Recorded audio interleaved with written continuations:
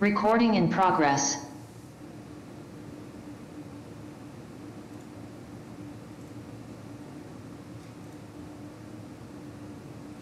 Floor is yours, Mr. Chair.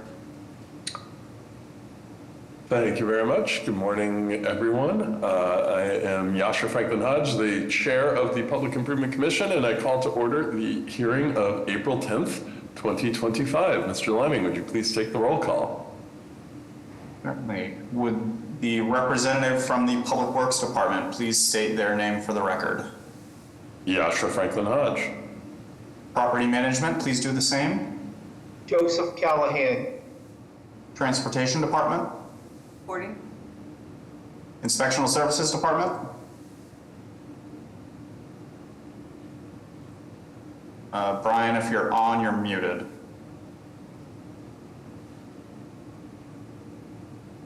We'll give him a minute. Water and Sewer Commission. Denise Devlin. Commission for Persons with Disabilities. And ISD. Brian, are you on and with us?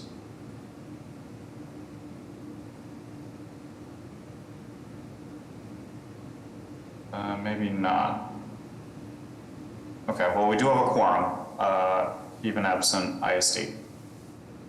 All right, well, we'll get started. Thank you very much. Our first agenda item today is the hearing minutes. At the request of the Public Improvement Commission staff, the acceptance of the minutes of the PIC hearing held on March 27, 2025. Do I hear a motion to approve the minutes? I'll make a motion to approve the minutes of March 27, 2025. Second. All in favor? Aye. Aye. Aye. Any opposed or abstain? So moved. On to our public hearing continued agenda, starting with public hearing continued number 1 on a joint petition by the City of Boston Transportation Department and the City of Boston Public Works Department for the making of specific repairs within the following public ways in West Roxbury, consisting of curb realignment, roadway and sidewalk reconstruction, as well as new and relocated pedestrian ramps, specialty pavement, traffic signal infrastructure, street lighting infrastructure, storm drain infrastructure, green stormwater infrastructure, driveway curb cuts, and raised crosswalks. South Street, generally between Fletcher Street and Walter Street. Walter Street, generally between South Street and Hewlett Street. Fletcher Street, northwest of South Street. Robert Street, southeast of South Street. Farquhar Street, northwest of South Street. South Walter Street, southeast of South Street. Hewlett Street, northwest of Walter Street. This was new business on March 13th and had its first public hearing on March 27th. As shown on a set of plans entitled City of Boston Public Works Department Engineering Division Specific Repair Plan, South Street and Walter Street, Roslindale, 6 sheets dated March 6, 2025. The proponents please introduce themselves, their affiliations, and give us an update on any changes to the plan or any updates on the issues discussed in previous hearings.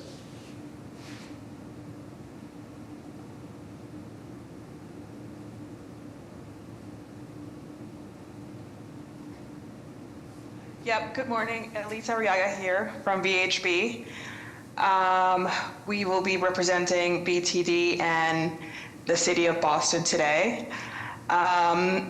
So based on the new business hearing, we got several comments. The first comment was to do some community outreach to get everyone refamiliarized with this project. And we will be doing this, but we will be asking for more time to do this specific outreach. And then the second comment was about the landscape maintenance in this area, and we will be working with the Office of Green Infrastructure to reach an agreement on who's doing the maintenance. And we're trying to work with them also to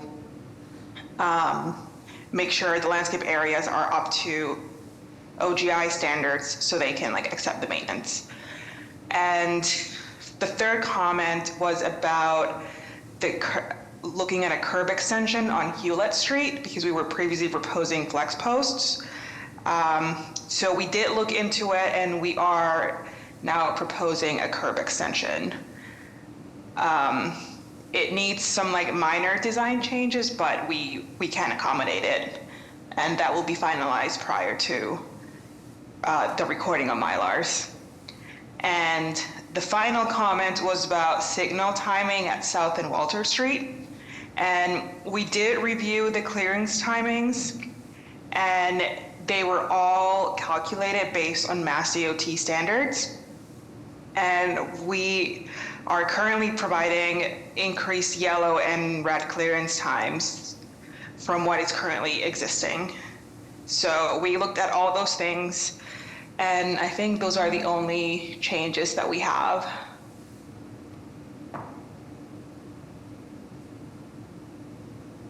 Thank you for that. So just to clarify on the first couple of points, so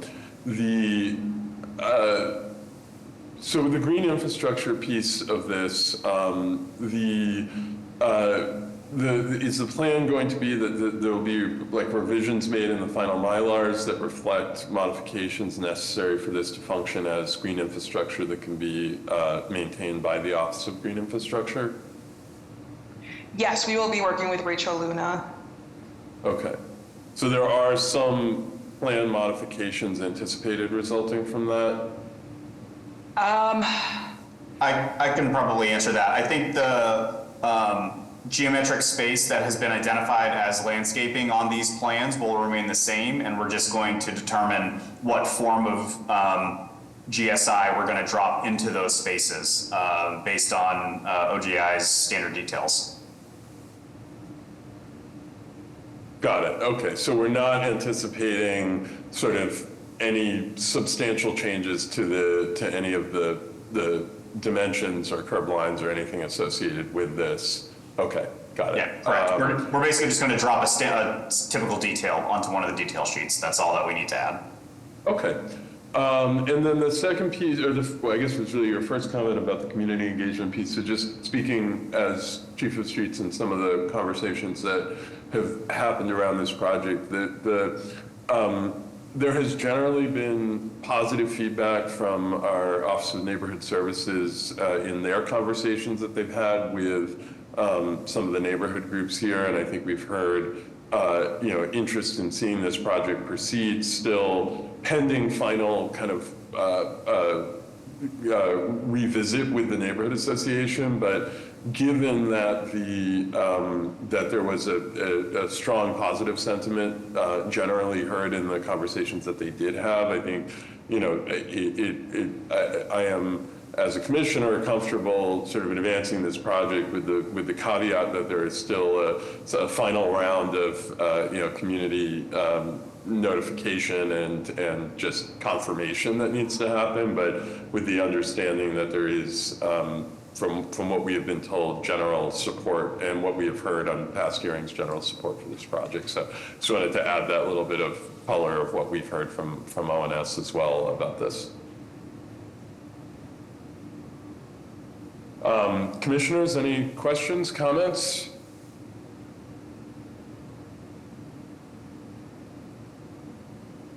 All right, hearing none, PIC staff or members of the public? No, I think we're all set. I believe, I will take this opportunity to remind the public, if you have questions or wish to add testimony, please use the raise hand function found in the reaction tab at the bottom of your screen. Ben Crowther, I see you have your hand raised. Please unmute yourself and go right ahead. Hello. Excuse me. Hello, everyone. I'm Ben Crowther. I'm a resident on Hewlett Street and a board member with the Longfellow Area Neighborhood Association. That's sort of center to the area of all these improvements. I just want to reiterate what Chief Franklin Hodge said. We're very much in support of these modifications, and they've been a long time coming to make these intersections safer for our community. So we'd rather see this happen sooner rather than later.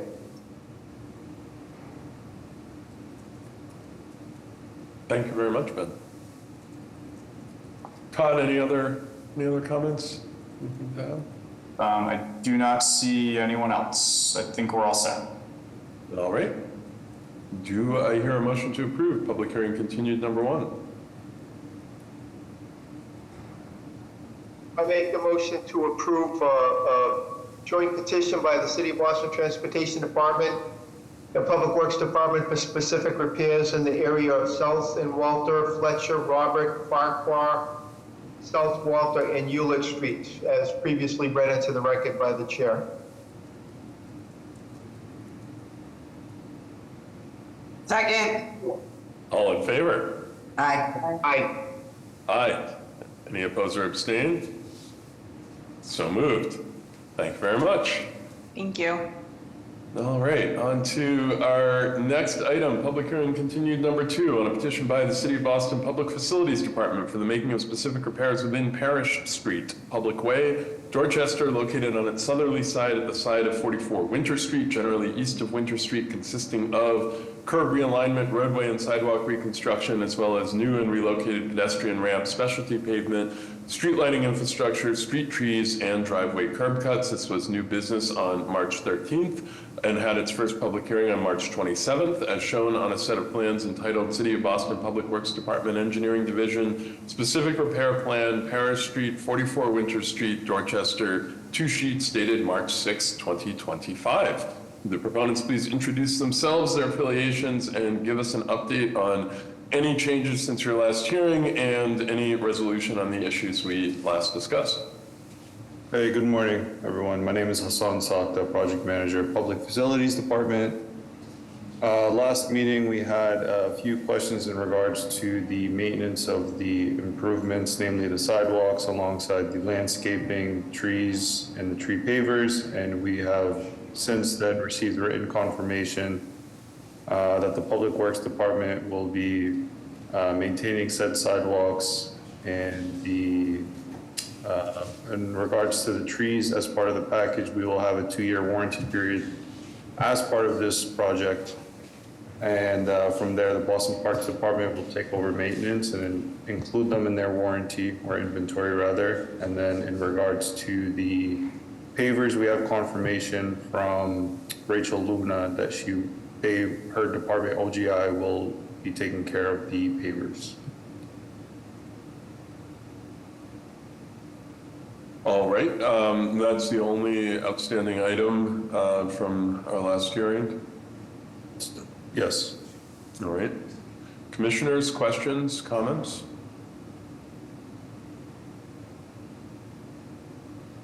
Hearing none, PIC staff or members of the public? No, I'll just mention again that we are still working on finalizing some legal documents pertaining to an easement that was approved adjacent to this property a few years ago. So we would expect to have all of that paperwork in hand before, final permits are closed out or anything like that. And Todd, just to confirm, since we have been discussing maintenance responsibilities, is it correct that because the maintenance of all of the elements discussed are being assumed by various city agencies and departments, that we will not be executing an LMI for this project? We will not be executing, your kind of standard maintenance agreement for perpetual maintenance. I am working with PIC's legal counsel, Chung, to determine what type of license agreement might be needed for the construction period. But neither the fire department nor PFD should be responsible for any sidewalk maintenance in perpetuity. Excellent. Thank you for confirming that. All right, with that, do I hear a motion to approve public hearing continued number 2? I'll make a motion to approve a petition by the City of Boston Public Facilities Department for the making of specific repairs within Parish Street, as read into the record by the chair. Second. All in favor? Aye. Aye. Aye. Any opposed or abstain? So moved. Thank you very much. Commissioners, if I may, I'd like to make a statement. My name is Lisa Gus Scott. I'm an assistant director at PFD, and I am Hassan Sakta's supervisor. I just wanted to let you know that we took your concerns very seriously. And at the last PIC hearing, we did have a path forward, but it wasn't solidified. So we did not want to, put any details out. So I, just wanted to say thank you for your patience and your approval. And we got it done. So thank you very much. Thank you, Lisa. I appreciate that, and always appreciate the partnership with other city agencies when we're building projects like this. So much appreciated. Thank you very much. All right, on to our next item, public hearing number 1 on a petition by the Wellington Hill Footway abutters for a street name change, renaming the entirety of Wellington Hill Footway Public Way, Dorchester, located between Wellington Hill Street and Walk Hill Street, to be formerly known in the future as David Lopes Footway.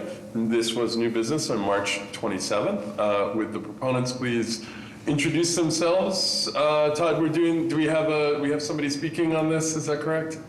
I believe so. I thought Rep. Holmes might be joining us, and I'm not sure who else might be signed on. I'm here. I'm going to join. I can give the All right. petition. No problem. Okay. I'm here to say, yes, nothing has changed, and we still want the footpath to be completed and named after him, yes. And there were All no right. changes from last time. All right, thank you, Rep. Oh, sorry. Any commissioners, any questions, comments on this? PIC staff or members of the public who would like to speak on this? I believe we may have somebody in room 801 who would like to speak. Yes, I'm Matt Martinelli, Chief of Policy and Communications for Councilor Worrell, speaking on his behalf. Councilor Worrell would like to thank PIC, State Rep. Holmes, and of course the Wellington Hill Civic Group for their efforts in this. He wrote a letter of support, but just want to reiterate that David Lopes was instrumental in advocating to restore the footpaths with the ultimate goal that they become public art installations and kind of a heart for the community. David died before he saw this reality, but the councilor believes the city should name the paths in his honor. We've collected hundreds of signatures online and all the direct abutters of the path. We think this renaming would lend an even greater source of pride for this Wellington Hill neighborhood as well. Thank you. Thank you. Any other folks wishing to make a comment? All right. With that, do I hear a motion to approve public hearing number 1? I'll make a motion to approve a petition by the Wellington Hill Footway abutters for a street name change to David Lopes Footway, as read into the record by the chair. Second. All in favor? Aye. Aye. Any oppose or abstain? So moved. It is official, and we will get to work on the signage updates for this. And I know there was a concern raised in the last hearing about the way the current sign is affixed and some issues with it moving around. So we will make sure that we flag that for the operations team, and hopefully the new signs can be affixed in a way that stays put as intended. Yeah, if they have opinions, Very much. right, like they can get in touch with us and we can work with where we want to put these things, how many we want, et cetera. Very much appreciated. Thank you, guys. Thank you, and appreciate the community work here to get this name change done. Thank you all. All right, thank you so much. Bye-bye. All right, on to our next agenda item, public hearing number 2 on a joint petition by the City of Boston Public Works Department and the City of Boston Transportation Department for the making of specific repairs within the following public ways in South Boston, consisting of curb realignment, roadway and sidewalk reconstruction, as well as new and relocated pedestrian ramps, specialty pavement, street lighting infrastructure, storm drain infrastructure, street trees, street furniture, bike racks, bollards, driveway curb cuts, speed humps, and raised crosswalks. Sleeper Street between Congress Street and Seaport Boulevard, Congress Street generally southeast of Sleeper Street, Seaport Boulevard generally at Sleeper Street. This was new business on March 27th, as shown on a set of plans entitled City of Boston Public Works Department Engineering Division Specific Repairs Plan, Sleeper Street, South Boston, 11 sheets dated March 27th, 2025. Would the proponents please introduce themselves and their affiliations? I'd appreciate it if you could give just a brief reintroduction to the project and the changes that are being made here, and then walk us through any changes or alterations or issue resolutions since your last hearing. Thank you, Chief. Good morning, Chairman, members of the Commission. My name is Jeffrey Alexis with the Public Works Department, petitioning for the proposed changes to our Sleeper Street design. I'm joined here by design consultants from CSS as well as HDR, and I'll let them introduce themselves momentarily. But to provide some background information on this project, ultimately, we've come to PIC for Sleeper Street prior, but in lieu of the tragic crash that occurred back in March of 2024, we wanted to take another look at the design to evaluate the proposed safety along this corridor. In coordination with the stakeholders, the businesses, and the residents of the Four Point neighborhood and Seaport neighborhood associations, as well as the neighborhoods in general, we determined that proposing a directional change along Sleeper Street will provide the most safety benefits for our most vulnerable users. This design was not only revised to further improve safety for all users, but to ensure that we prioritize the safety of pedestrians who represent 30 to 40% of the daily travelers of this corridor. Ideally, we took a look at the intersections and how we can make them safer. Specifically, the Congress and Sleeper Street intersection, we wanted to reduce the number of conflicts between vehicles and pedestrians. Ideally, with this design, we're able to reduce the conflicts by half. So ideally, we make the crossing safer for people that are traversing along Congress Street, along Sleeper Street. So that was the primary intent of us proposing these improvements. We're also able to gain the benefit of wider sidewalks along Sleeper Street on the west side of the street that is adjacent to the Children's Museum to improve access and accessibility. And it also improved the crossing at the Seaport Boulevard and Sleeper Street intersection. With that, I would turn it over to, I believe, Matt from HDR, who is here, who basically will go over the design once again. Thank you, Jeff. So again, I'm Matt Goldie. I work with HDR, and I've been supporting the city on the development of the design of this project. As Jeff mentioned, converting it to a one-directional street allowed us to widen the sidewalk on the western side of the street, directly adjacent to the Children's Museum, and then, with a little bit of the extra space, we've always been intending on widening the sidewalk on the eastern side where the existing sidewalk is, to provide that additional space to pedestrians.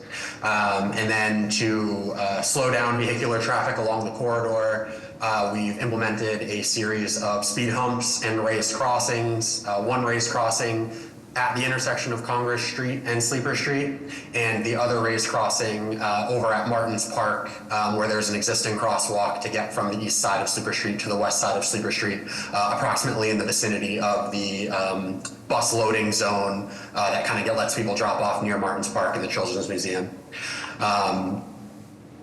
Since that time, really nothing has changed geometrically since our last presentation at PIC. So not much to say in that way. I think that's really it. Yes, and I'll just jump in. There were a number of questions that were raised at the last new business hearing for Sleeper Street. Some of the concerns in terms of the improvements that we're proposing. We're still working with the residents in the community, but however, we think at this time, moving forward with the current design, understanding that our improvements will not preclude specifically the removal of the northbound Hunterville lane in the final design, which is something that has been ultimately discussed with the community. It's mainly pavement markings, and we'll be working to resolve that and hopefully maintain the design as it currently is. Thank you, everyone, for that, and appreciate the review of this. I just want to, before we get into kind of questions and discussion, I just want to take a moment to acknowledge the tragic death of Gracie last year at this location, and just express my appreciation to the project team for taking the time in the subsequent period to review and revisit aspects of the original project to look for those opportunities to make something that is even safer and hopefully will ensure that no other family ever has to experience a tragedy like the one that happened here. So most of the projects we do are kind of more routine or typical street design, and in this case, there's a really important backstory of a young life that was lost here, and I just want to express again that gratitude and I think the sense of commitment that I and so many people at the city who have worked on this have to really doing everything we can here to address the history and the tragedy that took Gracie's life. So thank you for that. With that, commissioners, questions, comments? Hi, Jeff. This is Denise Devlin from Boston Water and Sewer. I just had, I know before we previously made a comment about, that 30-inch water main we have there is old. And looks like there might be a tree or two on top of the water pipe. I don't know if this was discussed at the last meeting. Oh, I don't believe it was raised at the meeting. We did receive comments in terms of the proposal of trees along the corridor. We are working to mitigate any of those issues. I think on Congress Street we are proposing shallow rooted trees in the area where the Boston Water and Sewer utilities are. We can ultimately do the same here, just to make sure that your infrastructure is not impacted. There are existing trees, I want to say on the west side, where Martin's Park is. So I believe you're referring to the one on the east side, adjacent to the driveway. On the Matt, if you can kind of shift over to the next sheet. Yeah, there's one on Congress Street. Yeah. Yes, so that one right there. Yeah. Yeah, so yeah, we'll take a look at it as part of the design, and ultimately I think the intent is to propose a tree with shallow roots here. Oh, okay, yeah, and then the one, if you go to like the right of on the same page, it looks like there's one that's close as well. At that location? At this location? Yeah. Okay, yeah, so as you can see, like there are trees that are currently here, so those trees would be removed. And yeah, we'll take a look at what kind of type of tree we can propose here, but the intent is to provide some type of greenscape here as well. Okay. Yeah, it's the ones near station 402 and 403. Okay. Yeah, thank you. No problem. Thank you, Denise. Okay, we'll take a look at those. Commissioners, other questions?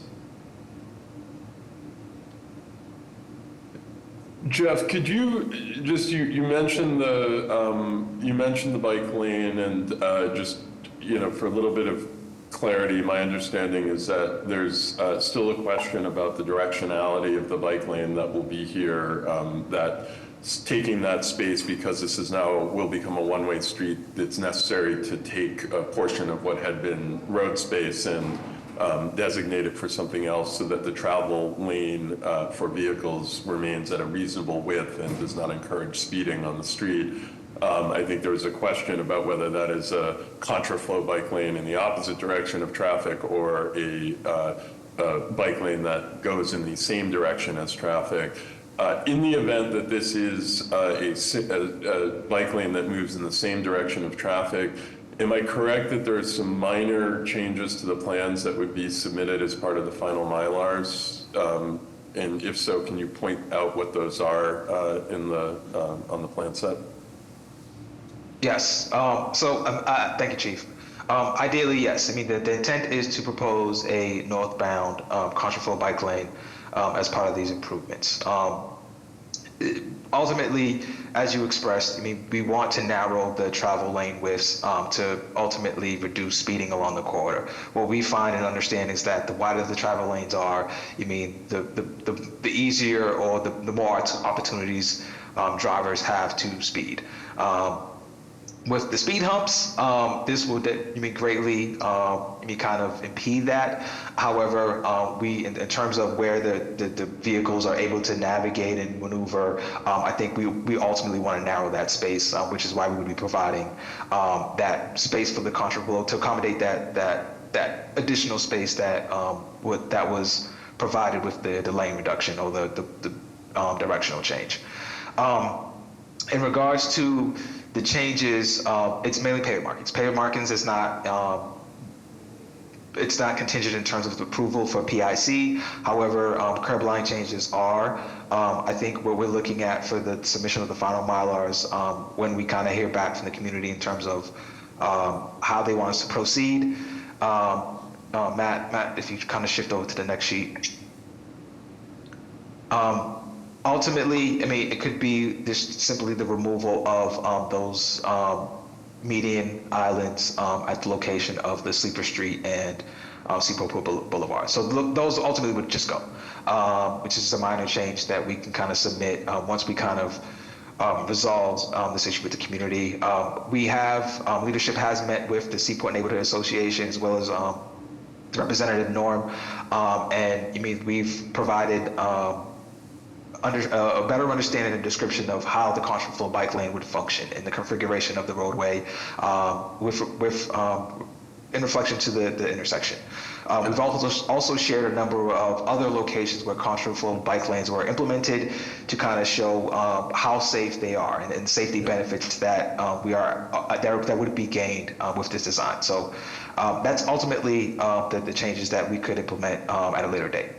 Okay, got it. So just to confirm, right, if this is a bike lane, the traditional bike lane that flows in the direction of traffic, the only modification we would expect to see is the removal of these islands that are located currently in the right-of-way, and otherwise, from the perspective of the PIC, curb line changes will remain. There will be no further curb line changes or other adjustments to the constructed elements of this. Obviously, pavement markings, which are not in our purview, would be adjusted appropriately as well. That is correct. Okay, great. Thank you, Jeff. I want to recognize, we'll get to public comment in a second. I want to just recognize Dolores, though, on behalf of the Public Works Department. Go ahead, Dolores.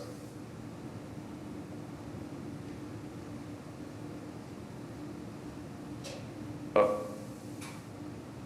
Dolores, I see you have your hand up. Did you want to speak to something? Sorry, yes. So a few things.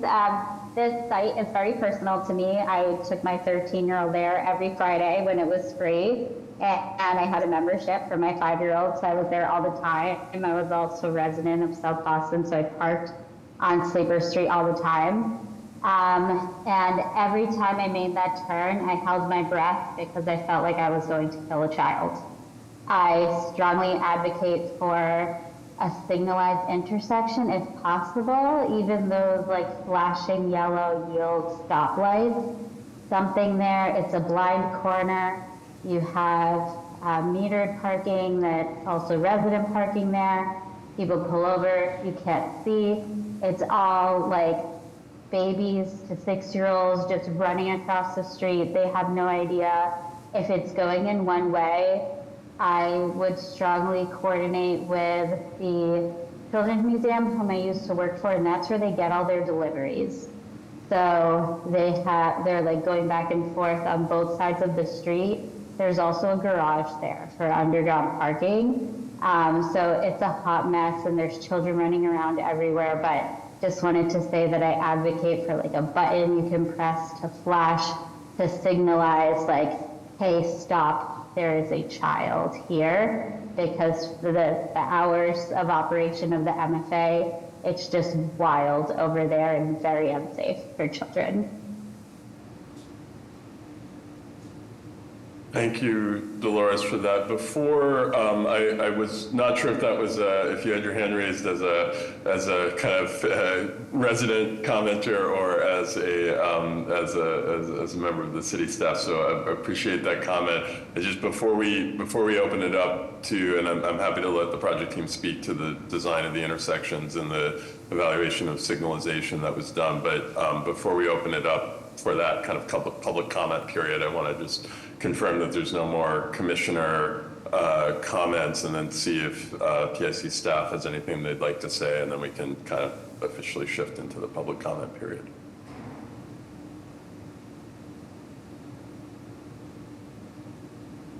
All right, hearing none from commissioners. Todd, anything you'd like to add before we move to the official public comment?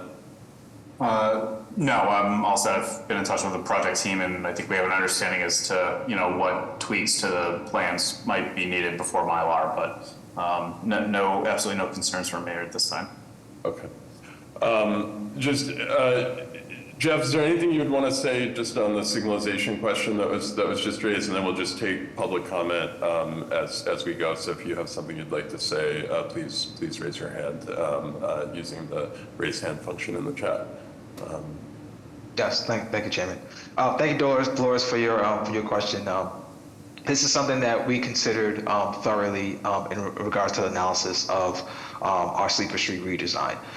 We looked at the benefits and the cons in terms of proposing the traffic signal or even an RRFB at this location to determine which approach would ultimately be the best design to improve safety. A traffic signal at this location, ultimately we would be technically unable to propose a raised crossing at that location. Ultimately, we want this intersection to be prioritized for pedestrians. When vehicles are driving onto Congress Street from Sleeper Street at this location, they will be required to slow down. They will be required to stop. Ultimately, because of the elements that are in the street that ultimately just hinder or impede them from kind of just driving right through it. We understand that the intersection will not function as it currently does today. Matt, if you kind of shift over to the intersection of Congress and Sleeper, so kind of zoom in a little bit. Yes. So this ultimately won't function as it currently does today. We're able to widen the sidewalks that provides maybe more visibility and sight distance for vehicles to see pedestrians on the west side as well as the east side. We are shortening the crossing that pedestrians are going to be within the roadway at this location. And ultimately, it essentially amounted to us making some pedestrian space and not a space where pedestrians have to be waiting for vehicles to pass by, or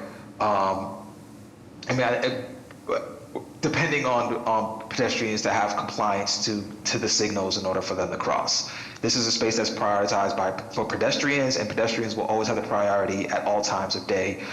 So ultimately, if pedestrians are in the roadway, vehicles are going to have to stop. They're going to have to slow down before entering this intersection, and that's ideally what we wanted to maintain in terms of our design.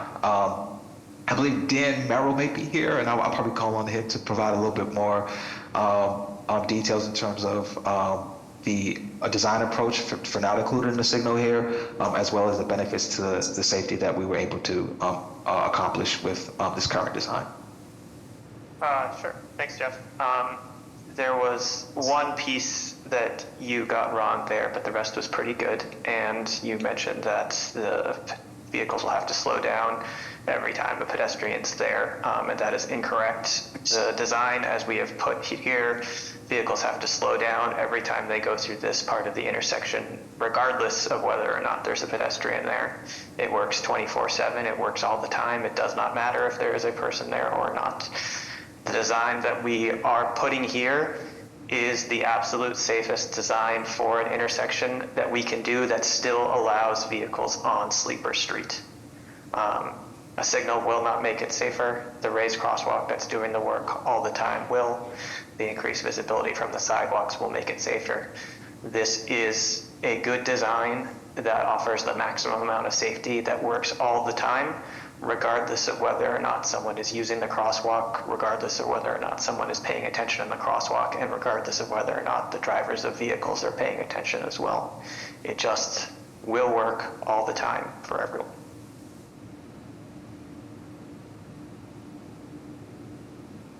Thank you, Dan. All right, I think Todd, do you want to MC the comments? Sure. Francine, I believe you were first. Please go ahead, introduce yourself, and give us your testimony. Thanks for taking my comment. I'm an architect for the circuit executive at the Moakley Courthouse. Me and 3 other people are in charge of all the buildings for the First Circuit, so I just wanted you to know what my role is. But actually, I'm speaking not so much on my role at the Moakley Courthouse, but more, this is a personal comment, so I didn't want to mislead. Just wanted to bring the awareness. Typically, mid-March to mid-June is nesting season for birds. And so if you are going to be removing trees in this area, I would just like to raise the awareness that you don't remove trees between mid-March to mid-June. So you give the bird, if there are any birds nesting in these trees, you give them a chance to fledge. I just wanted to bring that forward. It's a critical time period for our birds in the Northeast, and so if you're going to remove trees from this location, if you cannot remove them during that period, that would just be terrific. That's basically it. Thanks for taking my comment. Thank you. Yeah,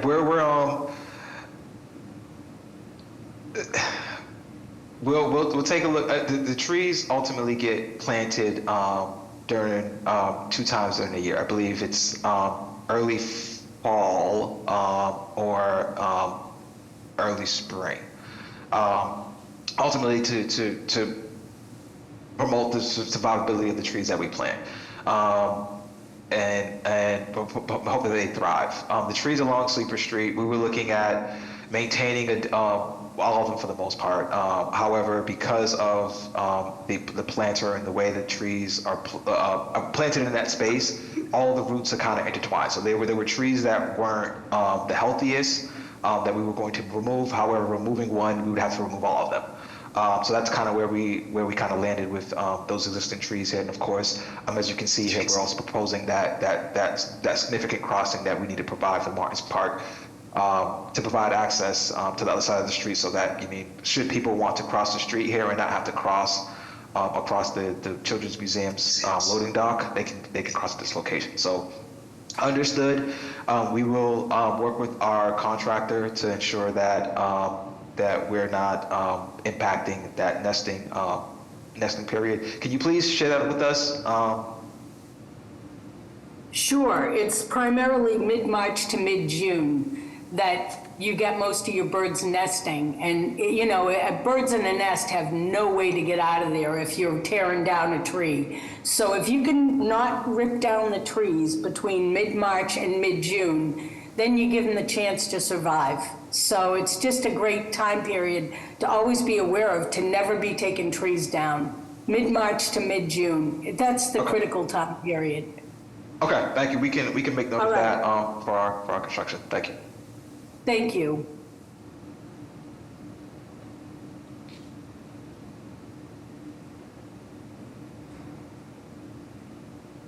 Great. I see Tom Reddy with your hand raised. Please go right ahead, Tom. Yeah, thanks, Todd. Tom Reddy, resident at 21 Wormwood in South Boston, and a member of the Fort Point Neighborhood Association. So I just want to go on record. The neighborhood's in support of the project as designed. Jeff, we'd appreciate closing out the loop with regard to the positioning and the direction of the bike lane. I know you're working with Norm from Seaport, but please wrap us in as well. Chief, we appreciate all of the extra effort that the streets team has done with regard to community outreach meetings that were held, and even the in-person where yourself and members of your team joined the neighborhood at the Children's Museum. So in support and looking forward to the construction getting started. Thank you.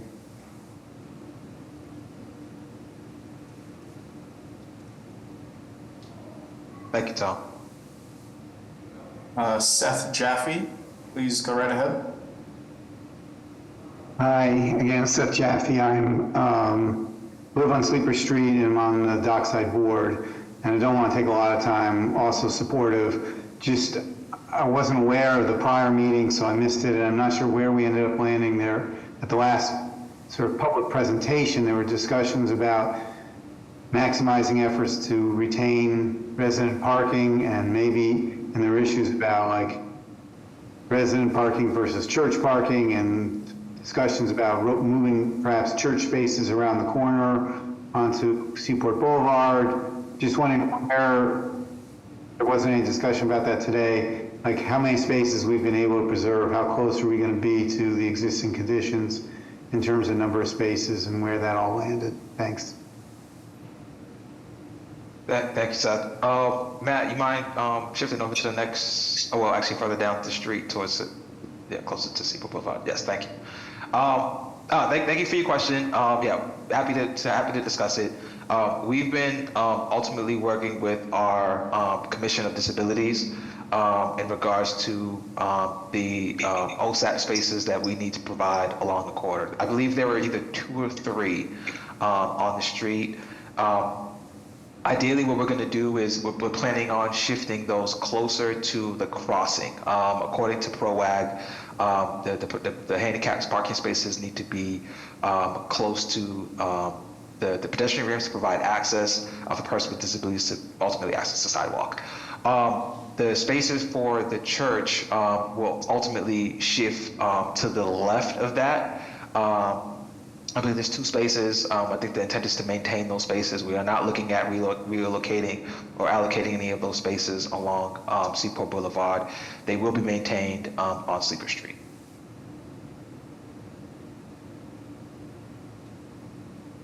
I'm sorry, I don't mean to take more time. Just where does that leave the number of resident spaces that are not church, not handicap, as compared to with the number today?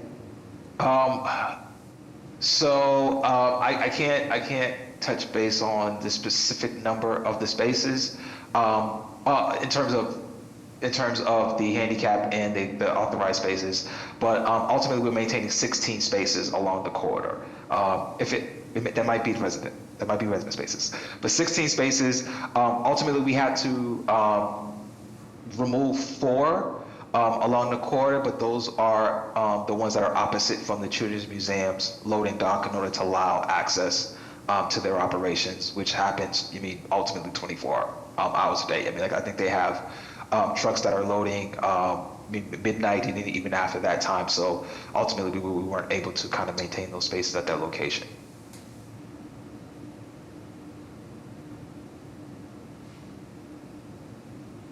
Tom, if you want to go ahead and jump back in. Yeah, thanks, Todd. So, Chief and team, in the new business hearing, parking was raised for the entire project. And it was probably rightfully identified as something that PIC doesn't weigh in on, that the streets team would engage community on. We're still waiting on that engagement. And Seth's questions go right to the heart of the matter in terms of what's the total number of parking that's going to be available, and how is that curb use going to be managed in terms of resident, reserved for handicap, reserved for church or other special uses, reserved for truck loading, et cetera. So we would appreciate that engagement, and that would help us explain to our neighbors exactly what changes to the curb are going to be, and how they can best react to that. So thank you. Yes. Thank you, Tom. Yes, so I did get confirmation. It's 16 resident spaces on Sleeper Street that we are maintaining, so we are losing 3 in total.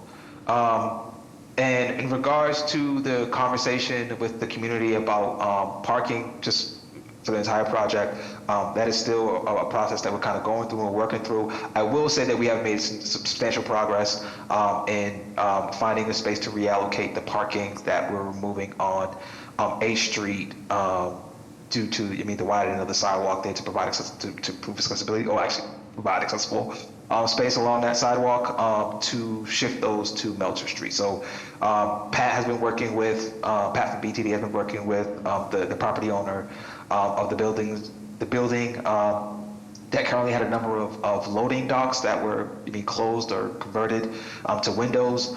We're going to be able to provide sidewalk space there as well as on-street parking space there as well. So you can make those residential. So we are, that is providing a substantial amount of spaces that we're losing on A Street. 16 total spaces now. Okay, I'll get back to that. But so we are making headway on replacing those spaces. Thanks, Jeff. I'm not trying to take this down the rabbit hole of parking. I recognize it's not responsibility of PIC to get to that level of detail. I'm just asking that the Streets Cabinet complete the work, engage community, so we can have this conversation, right? Thank you. Thank you, Tom, and thank you, Seth. And yes, we will reconnect with the neighborhood association to review the kind of totality of the parking regulations in the area affected by this, and discuss where there's any outstanding questions to the points that Seth raised. Right, there's a bunch of different regulations going on along Sleeper Street, and looking at the church side of it, making sure we're minimizing any parking loss associated with loading dock access for the Children's Museum, and that we're kind of reviewing the full package of regulations, both in the Sleeper Street area as well as the other parts of the project that Jeff mentioned. I think that conversation had been delayed because we were trying to finalize some of those elements on Melcher Street that Jeff just referenced, and so we wanted to be able to come into that conversation with clarity on sort of the big picture and where we think we stand. So, but we will get that scheduled, and appreciate that remains a crucial issue throughout this project area.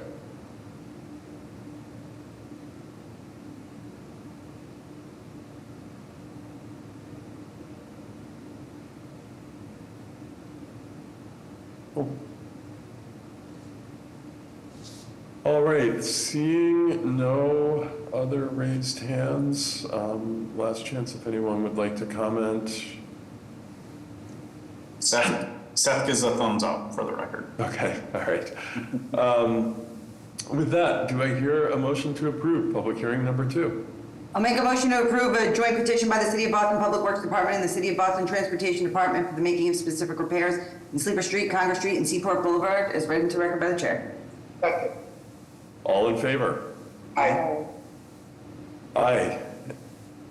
Any opposed or abstain? So moved. All right, team, let's get this built. Thank you, Chief. Thank you, Jeff. Thank you, Commissioner. Thank you very much. All right, on to our next agenda item, public hearing number 3, on a petition by the City of Boston Parks and Recreation Department for the making of specific repairs within the following public ways in Boston proper, consisting of curb and sidewalk reconstruction, as well as new and relocated specialty pavement, street lighting infrastructure, storm drain infrastructure, street trees, planters, landscaping, walls, piers, fencing, street furniture, and a fountain. Broadway, generally between Melrose Street and Fayette Street / Charles Street South. Melrose Street, generally between Broadway and Charles Street South. Fayette Street, generally at Broadway, Charles Street South. Charles Street South, generally between Melrose Street and Broadway / Fayette Street. This was new business on March 27th, as shown on a set of plans entitled City of Boston Public Works Department Engineering Division Specific Repair Plan, Broadway, Bay Village Neighborhood Park, Bay Village, Boston, 5 sheets dated October 21st, 2024, revised March 3rd, 2025. Would the proponents please introduce themselves, their affiliations, and give us an update on any changes since your last hearing?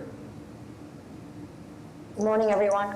Thank you for your time today. I am Priyanka Pinchina, project manager at Boston Parks. I am joined today by our design consultants, Sean Sanger and Jim Peru from Copley Wolf Design Group, and Fred Keeler from Hancock Associates. Since the last hearing, there had been no changes to the plans. We had been asked to coordinate with Chong for the maintenance agreement. I just want to note that there is already a maintenance agreement in place, and Parks Maintenance Department currently maintains the park, but I will be meeting with Chong to update the agreement based on the new improvements. I think that's all we had for comments from last time.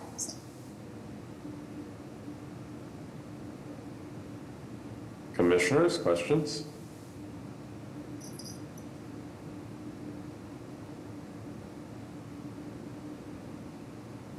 PIC staff or members of the public? No, we are all set on this one. All right. With that, do I hear a motion to approve public hearing number 3? I'll make a motion to approve a petition by the City of Boston Parks and Recreation Department for the making of specific repairs in Broadway, Melrose Street, Fayette Street, Charles Street South, as read into the record by the chair. Second.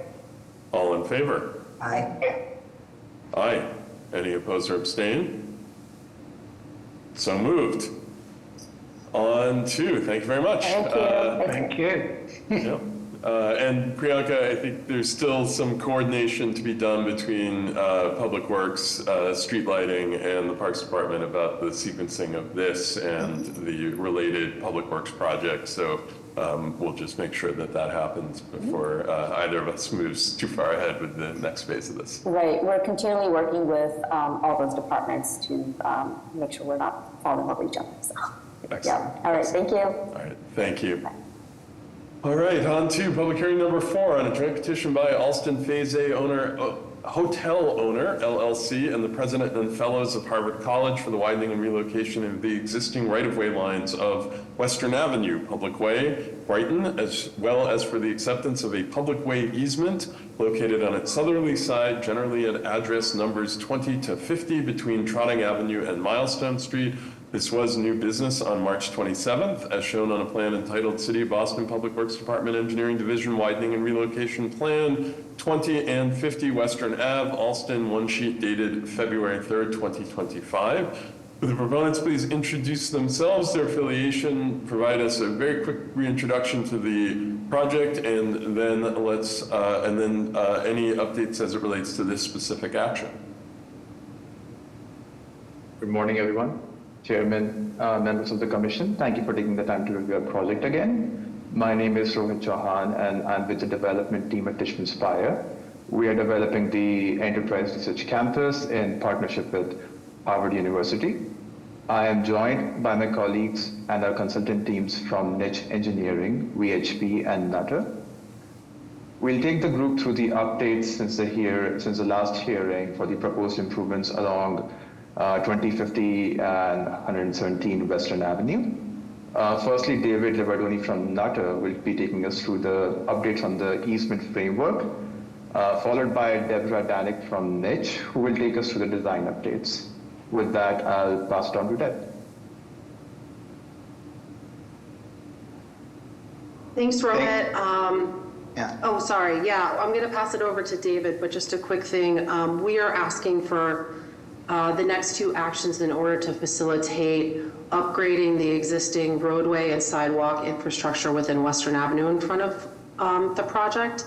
In order to get in the streetscape improvements and roadway improvements that we want, part of public facilities will be located within the private site. So David can speak a little more specifically about those requests for the next 2 items of the public hearing. Thank you, Deb. So the past 2 weeks, we have been working in close consultation with PIC staff to make sure that the easement framework that we have agreed to for the improvements on the private lots is consistent with the city's needs and the public realm benefits that these improvements will bring. So what we have before you here are 2 different plans showing the easements that would be granted to the city. This first plan is a widening and relocation plan and shows a public way bike lane easement that's crosshatched in blue. This will be the location of the cycle track that will cross over the both the lot to be owned by Harvard and the lot that Tishman ground leased to accommodate passage by bicycles and other personal mobility devices. If you go to the second plan, is the pedestrian easement plan. It's very similar to the plan you just saw, but the pedestrian easements are now crosshatched and run parallel to the public way bike lane easement above. And again, this is limited to pedestrian sidewalk purposes. That's right next to the cycle track that will be constructed by the petitioners. This easement also includes the small easement, pedestrian easement area on the north side of Western Avenue. That's within the 117 Western Avenue property, Harvard Business School. We really appreciate the time and effort that all the teams have put in to come up with this framework, and we feel it's a good solution and has fits the needs of PIC and also the Tishman and Harvard. So with that, I'll turn it back to Deb to go over the actual design improvements that we'll be implementing on the site. Yeah, I think if the commission wants to hear about those now, I can talk about them now or wait to the specific repairs. Yeah, let's take it one action at a time. But I appreciate the overview and the specific detail on the easement, the way that the easements landed. Just keeping on this action for now, commissioners, questions, comments as it relates to the easement.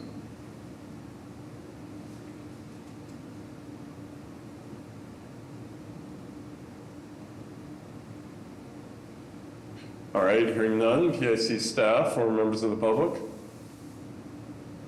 I'm all set with this one. Certainly appreciate the project team's time and effort on all of this. I know it was, we didn't have a whole lot of agreement at the beginning, but we got there at the end. So thank you for your time on that.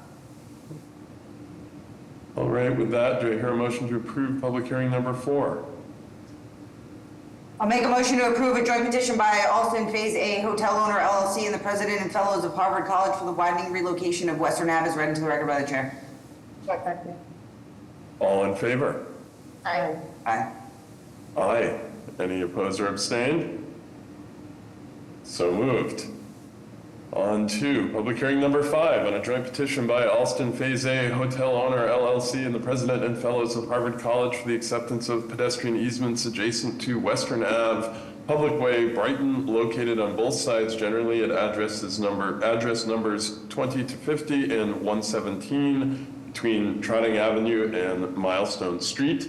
This was new business on March 27th, as shown on a plan entitled City of Boston Public Works Department Engineering Division, Pedestrian Easement Plan, 2050 and 117 Western Ave, Alston, one sheet dated February 3rd, 2025. Would the proponents please reintroduce themselves and their affiliations? And I believe we've already walked through this, but just any further comments on the pedestrian easement portion of this action?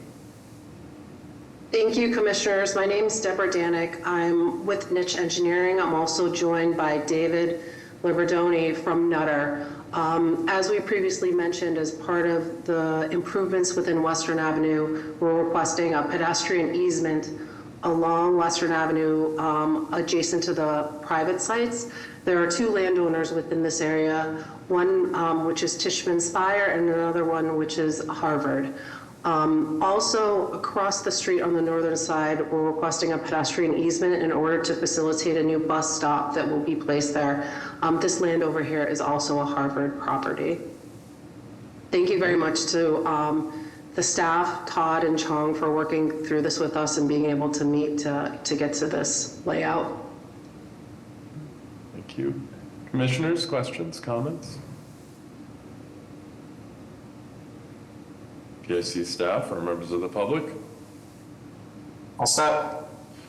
Do I hear a motion to approve public hearing number 5? Make a motion to approve a joint petition by Alston Phase A Hotel Owner LLC and the President and Fellows of Harvard College for the acceptance of a pedestrian easement adjacent to Western Ave as read into the record by the chair. Second. All in favor? Aye. Aye. Aye. Any opposed or abstain? So moved. On to public hearing number 6, on a joint petition by Alston Phase A Hotel Owner LLC and the President and Fellows of Harvard College for the making of specific repairs within Western Avenue Public Way, Brighton, located on both sides, generally at address numbers 20 to 50 between Trotting Avenue and Milestone Street, consisting of curb realignment, roadway and sidewalk reconstruction with structural soil, as well as new and relocated pedestrian ramps, specialty pavement, traffic signal infrastructure, street lighting infrastructure, storm drain infrastructure, street trees, landscaping, irrigation infrastructure, mountable curb, and protected bike facilities. This was new business on March 27th, 2025, as shown on a set of plans entitled City of Boston Public Works Department Engineering Division Specific Repairs Plan, 20 and 50 Western Avenue Public Way, Alston, 4 sheets dated February 2025. Would the proponents please reintroduce themselves and their affiliations and give us an update on any changes since your new business hearing? Thank you, Commissioners. My name is Deborah Danek. I'm with Niche Engineering. I'm also joined by representatives of both ownership entities, our legal team, and also VHB, who is the traffic engineer on this project.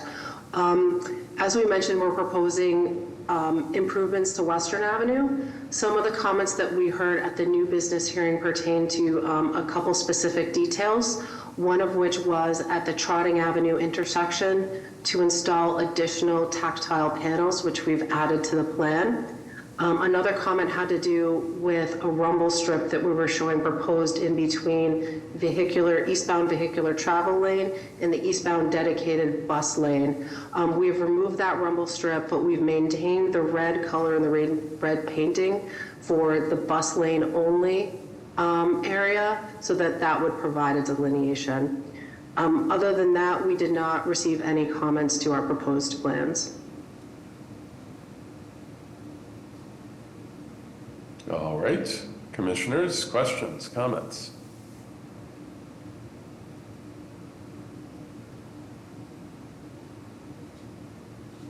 All right, hearing none. PIC staff or members of the public? I think we're all set with this for now.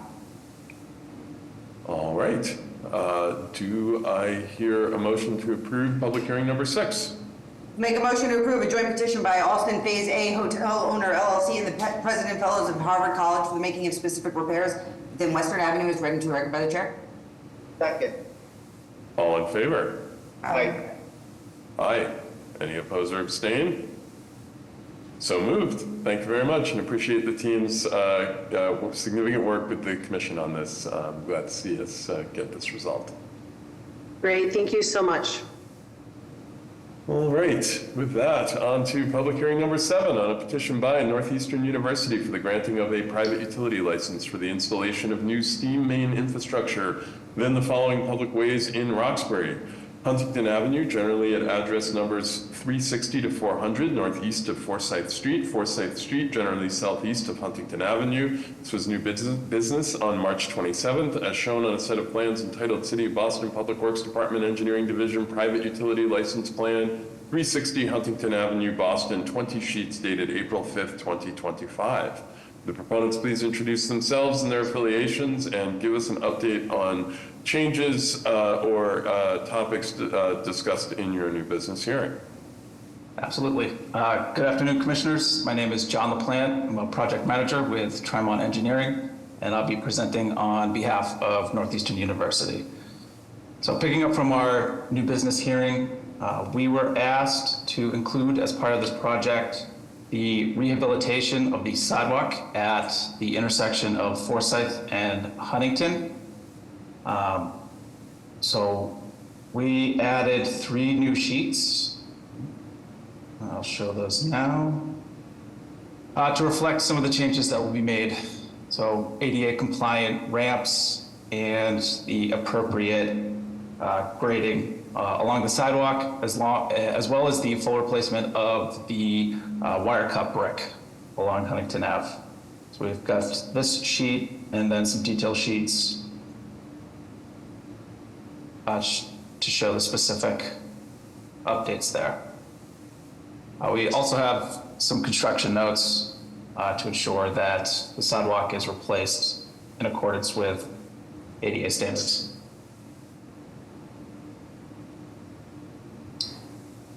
that is pretty much it for the updates as requested.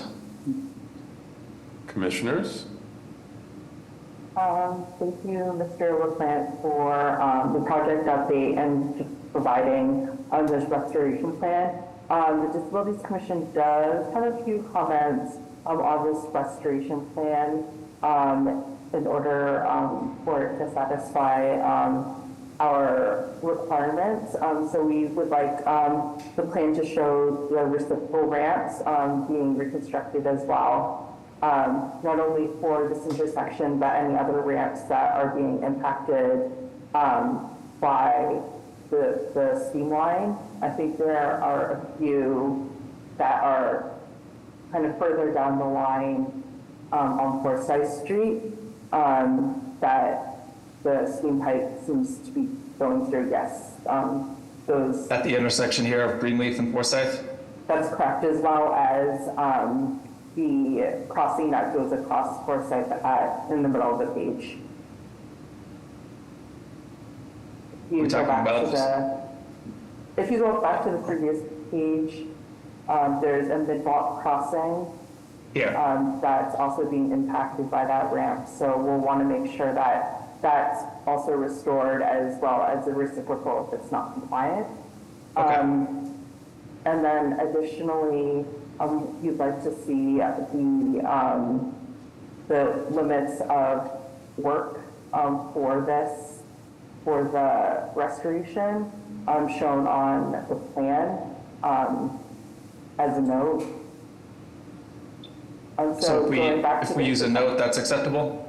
So if you go back to the intersection of Forsyth and Huntington, the corner plaza there, we'd like you to show the limit of sidewalk reconstruction. Okay.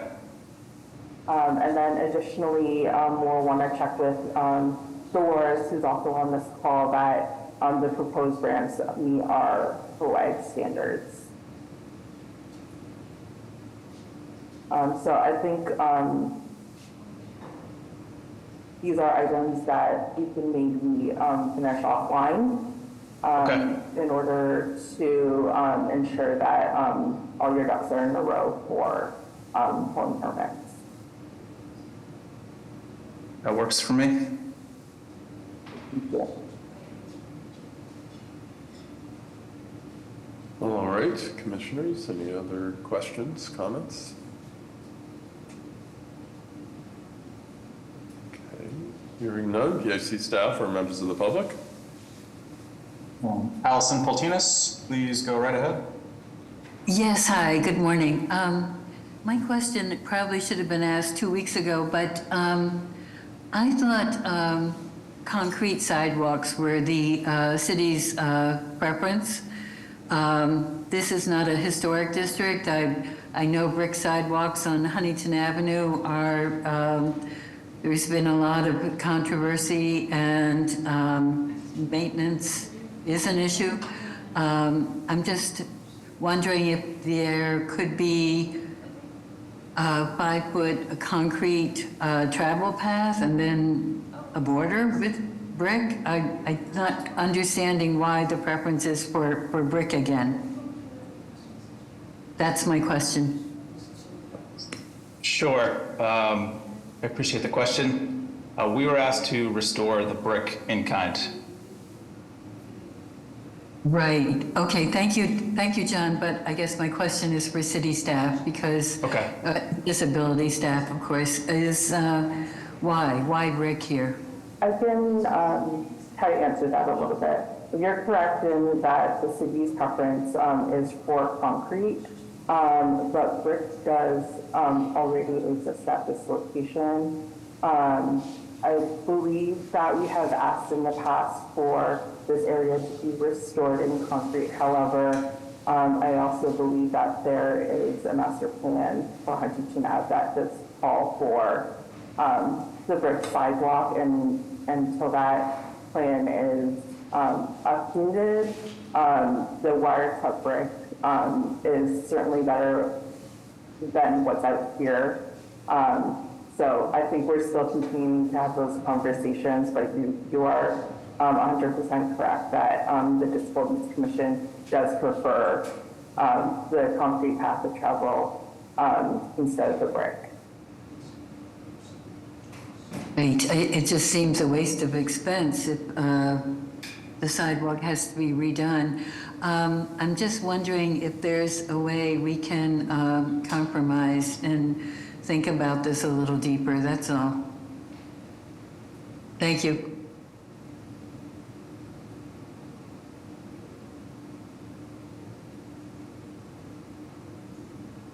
Okay. Any other questions? Questions, comments?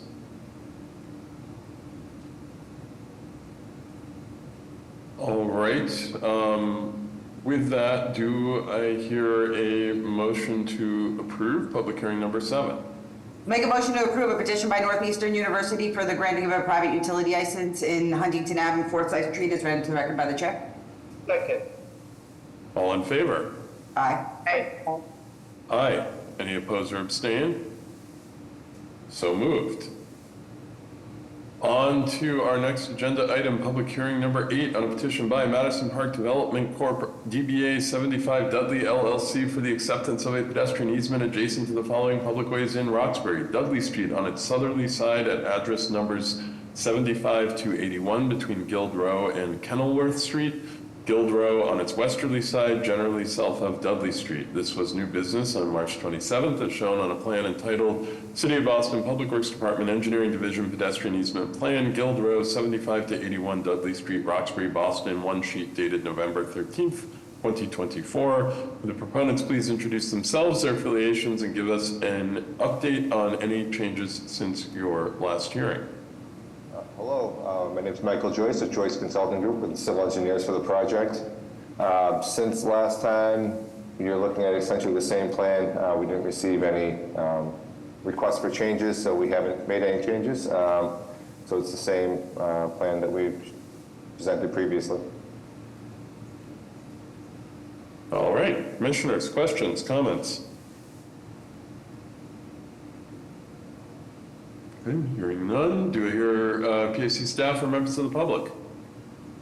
We're showing the specific repairs plan. I was wondering if we could just throw up the pedestrian easement plan for the record, as that's the action we're considering right now. Perfect, thank you. Sorry about that, yeah. No problem, thank you. All right, do I hear a motion to approve public hearing number 8? I'll make a motion to approve a petition by Madison Park Development Corp. DBA 75 Dudley LLC for the acceptance of a pedestrian easement in Dudley Street and Guild Row as read into the record by the chair. Second. All in favor? Aye. Aye. Any opposed or abstain? So moved. All right, on to public hearing number 9 on a petition by Madison Park Development Corporation, DBA 75 Dudley LLC for the making of specific repairs within the following public ways in Roxbury, consisting of curb realignment, roadway reconstruction, as well as new and relocated pedestrian ramps, specialty pavement, street lighting infrastructure, storm drain infrastructure, street trees, and bike racks. Dudley Street at address number 75 to 81 between Guild Row and Kenilworth Street. Guild Row on its westerly side, generally south of Dudley Street. This was new business on March 27th, as shown on a set of plans entitled City of Boston Public Works Department Engineering Division Specific Repair Plan 75 to 81 Dudley Street, Guild Row, and Dudley Street, Roxbury. 3 sheets dated July 24th, 2024, revised March 25th, 2025. Would the proponents please reintroduce themselves, their affiliations, and let us know if there are any changes since your last hearing? Hello, members of the board. My name is Michael Joyce, Joyce Consulting Group, civil engineer for the project. This is the same plan that we presented at the last hearing. We had no requests for revisions, and we've had none since the hearing. So we're presenting the same plan that we presented last hearing. All right. Do I hear any, well, commissioners, questions, comments? Excuse me.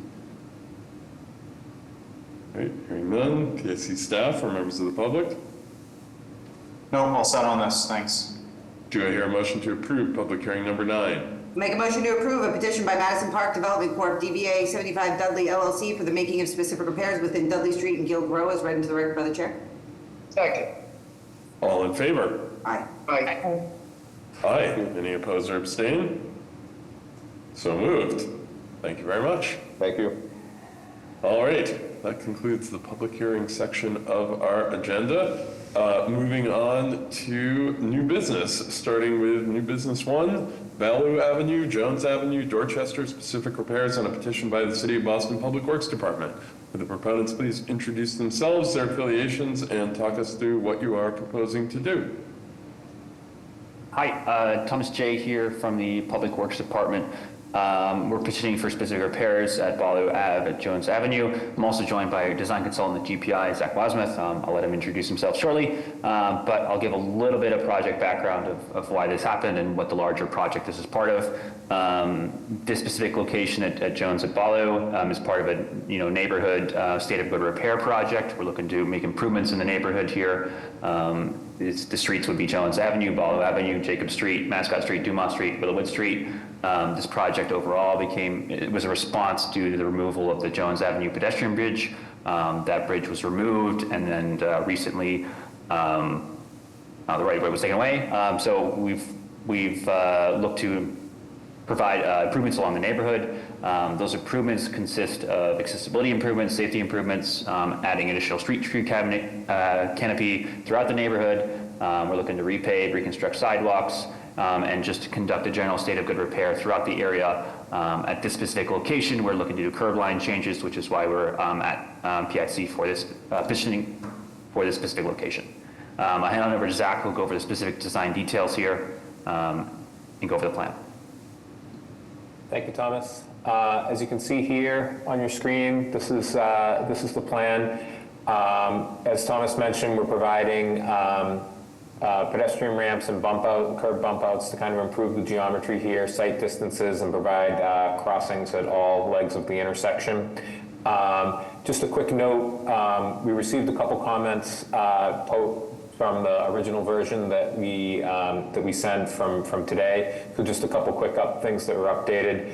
We received some comments from National Grid regarding the gas line here and the position of this drop inlet, this tree, and this light pole, and the concern of them being located too close to the gas line. So the changes that you see here are that we bumped this light pole over a little bit, we shifted the location of this drop inlet, and we actually ended up removing the tree on this bump out. But everything else here is the same. We also just noted the discontinuance of the Jones Avenue pedestrian bridge. So you can see here, sidewalk improvements, new sidewalk here, the new tree plantings that Thomas mentioned. We're using a resin-bound aggregate for those tree pits. We have the new pedestrian ramps, all designed to be ADA compliant, and the bump outs here for the curbs, and some minor adjustments to the street lighting system, as well as this drainage connection, which is very similar, just kind of kicked over a little bit, and we were able to adjust the grading there. Yeah, I think that's about it. The only other thing, a comment that just came in yesterday was from the Parks Department. They just wanted confirmation on the tree species and the warranty period, as well as the planting details. So Thomas and I will be coordinating with them to make sure that gets addressed. We see those as minor comments that we'll just make sure that we answer with them. I think that's about it, Thomas. I don't know if there's anything else we wanted to add. No, I don't have anything further to add. Thank you, Zach. Okay, thank you.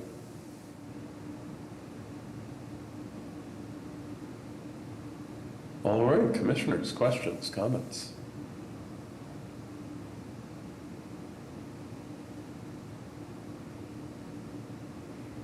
Hearing none, PIC staff or members of the public? All set.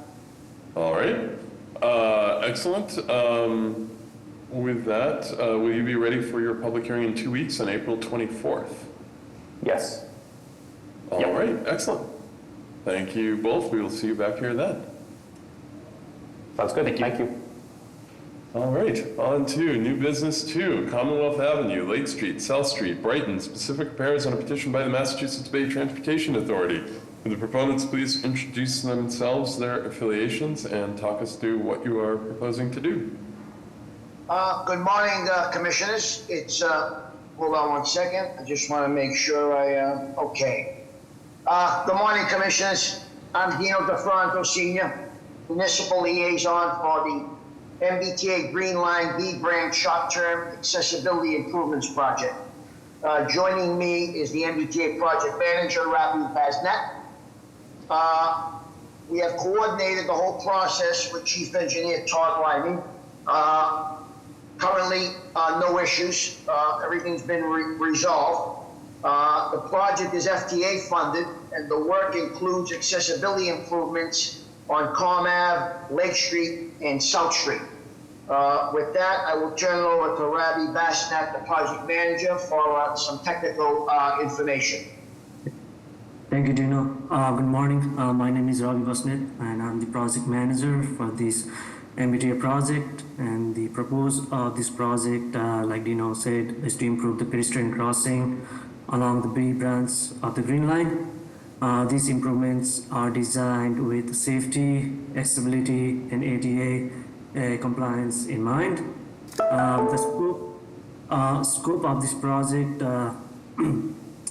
is the demolition and reconstruction of series of pedestrian curb ramps along Calm Ave at Lake Street and South Street.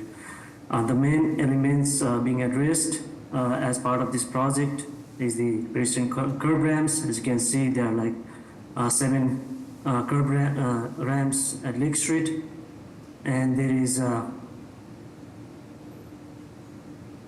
and this is South Street. We have four curb ramps. So the current condition at Lake Street, the existing crosswalk spans from Calm Ave and the Green Line tracks, and there is limited accessibility.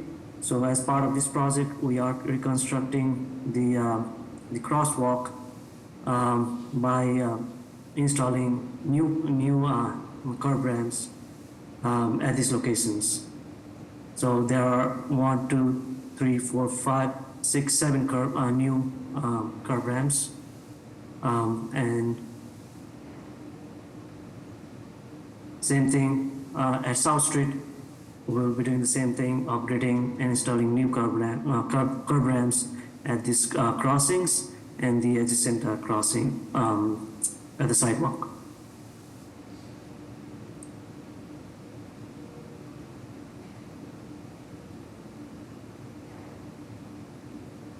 Is that it, right? Yes, that is it. Any questions?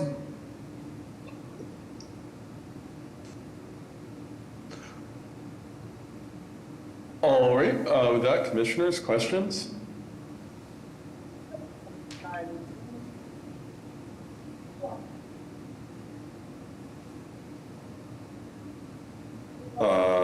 Hearing none, PIC staff or members of the public?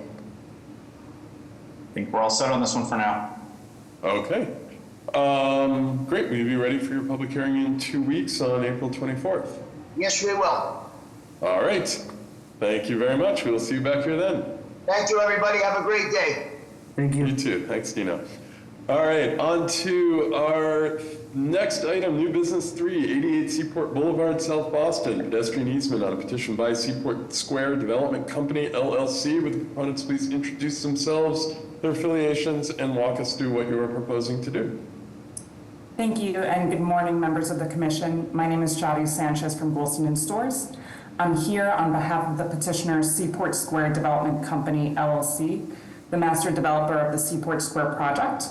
I'm joined today by John Schmidt from Niche Engineering. We are before you today requesting approval of a pedestrian easement over a sliver parcel relating to the Block D project of Seaport Square, which project site is bounded by Seaport Boulevard to the south, Northern Avenue to the north, Van Pier Boulevard to the west, a private way open to public travel, and Block F to the east. This pedestrian easement over the sliver parcel will complete a set of adjacent pedestrian easements approved by the commission on March 31st, 2022. At the time, the sliver parcel was owned by the MBTA. That sliver parcel has since been conveyed to the petitioner, and accordingly, we are now seeking the completion of the pedestrian easement area. I'll now turn it over to John to walk through the plan. Good morning, John Schmidt with Niche Engineering. As you can see, it runs along the frontage of parcel D. It consists of approximately 1,200 square feet. And you can also see, if you look through the specific repair plans that were approved back in 2020, this is how it is reflected on those specific repair plans. There are no proposed design changes. This is really just a housekeeping exercise to bring everything into compliance with the agreements that WS has made. All right, excellent. Commissioners, questions? Hearing none. PIC staff or members of the public? Nope, all set on this. All right, will you be ready for your public hearing in 2 weeks on April 24th? We will. All right, thank you very much. I'll see you back here then. Thank you so much. Bye-bye. And now moving on to our final item of new business for today. New business 4, Columbus Avenue, Roxbury, widening and relocations, pedestrian easement on a set of joint petitions by Northeastern University and the Boston Redevelopment Authority, DBA, the City of Boston Planning Department. Would the proponents please introduce themselves, their affiliations, and walk us through what you are proposing to do?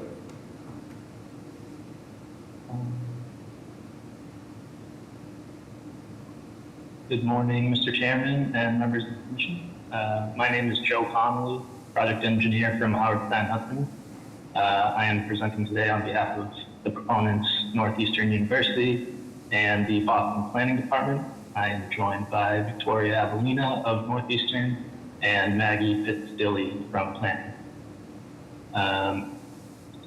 So the portion of Columbus Avenue in question, frequently referred to as the dogleg, is located adjacent to Ruggles Station and between multiple Northeastern University properties, but has been under Boston Redevelopment Authority, now Boston Planning Department ownership since 1992, with a smaller portion contained within the 1155 Tremont parcel owned by Northeastern. We are seeking approval for the widening, relocation, and extension of Columbus Avenue for the segment of roadway shown between Tremont Street and Melnia Cass Boulevard. The total area being granted is approximately 52,000 square feet. This action will effectively create a new segment of public way connecting Columbus Avenue and Tremont Street. In addition, we are seeking approval for a variable width pedestrian and highway easement for the 2,640 square foot area shown here. This space is only being excluded from the widening area to avoid potentially also submitting a petition for vertical discontinuances due to the presence of multiple existing building overhangs spanning the sidewalk. As you can see from the sections provided, all of these overhangs are over 20 feet above the existing sidewalk grade. Based on comments from the Parks Department, as well as the Disabilities Commission, Northeastern's attorneys are continuing to finalize license agreement language with PIC's legal counsel regarding maintenance of some specialty items that will now be within the public right of way. We will also update our plans prior to our public hearing to address PIC staff comments regarding labeling of some of these features prior to our public hearing. I think that's about it. With that, I will turn it back over to you. Thank you very much. Apologies if you said this and I missed it, but can you just speak to the plans as it relates to maintenance and ongoing responsibility for this area, especially given the unusual nature of the street design here? Sure. So I think the intent is for Northeastern to maintain most of the non-standard items that will now be within the right-of-way. But like I said, most of that language is just being squared away by Northeastern's attorneys with Chong and PIC legal counsel. I don't think it's finalized yet at this point, but there has definitely been headway made. And just to clarify, Victoria Avelina for Northeastern, we are in agreement on all items. We have agreed to continue to maintain all non-standard items, including lights, And the city will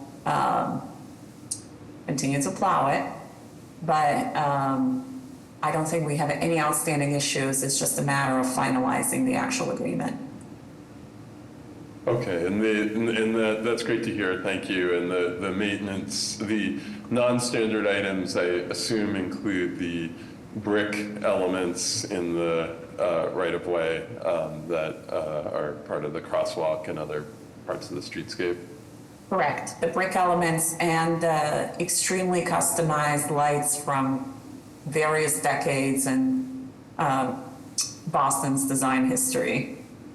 Yes, yes, indeed. Yeah, usually when those come to us, they get replaced with something far less bespoke. So glad to hear that you will be maintaining those.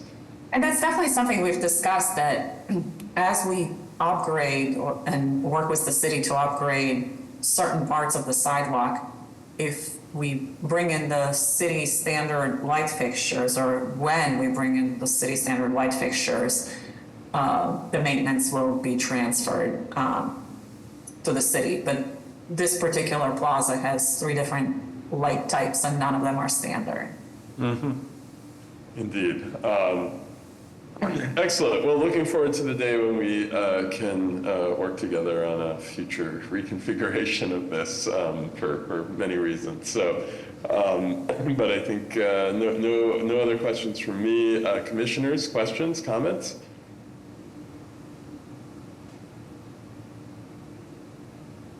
Hearing none, PIC staff or members of the public? Allison, go right ahead. Good morning again. Actually, this is quite confusing, but I will try to be clear with my questions.